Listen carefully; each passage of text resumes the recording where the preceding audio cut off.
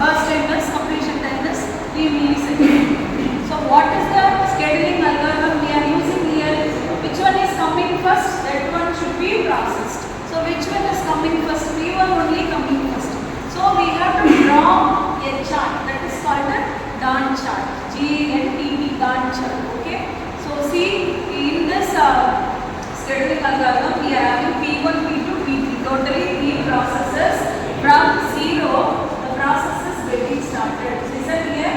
From P1 to P3, the process will be processed. So 0 is the first time we have to note in the chart. We have to draw a chart for each and every process. So from 0 to up to how much milliseconds we have to stop the P1 process? 24 milliseconds. 0 to tell me 0 to 24. 0 to 24. So I am marking here 0 and then I am marking here as 24. Inside the box, inside the chart I am writing as P1 because P1 should process from 0 to 24. Here what I am telling? Okay. Okay, next. P2, where it is getting started? From 24 onwards it is getting started. Because 0 to 24, which one is getting processed? P1 is getting processed. After 24 only, we can give the opportunity for process 2. So 24 plus, what is the completion time for P2?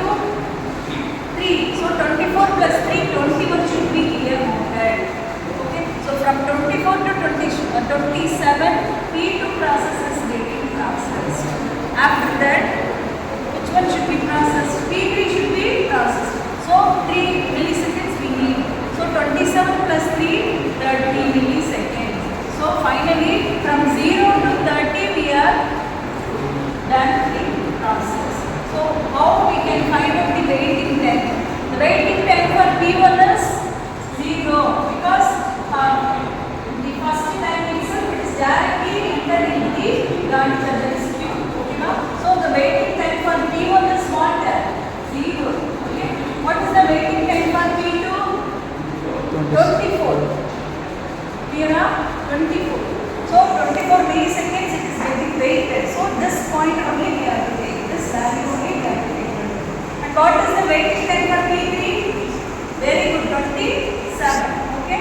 So that is we are comparing here and finding out the average. 0 plus 24 plus 27 divided by 3. Why we are taking 3? Here we are going to find out the average value. So how many processes are available? Only 3 processes are available. Suppose if 5 processes are available, then you have to divide by 5. So I am taking here 3 processes and dividing by 3. What is the value? 17. 24 plus 27, 51. 51 divided by 3, what is the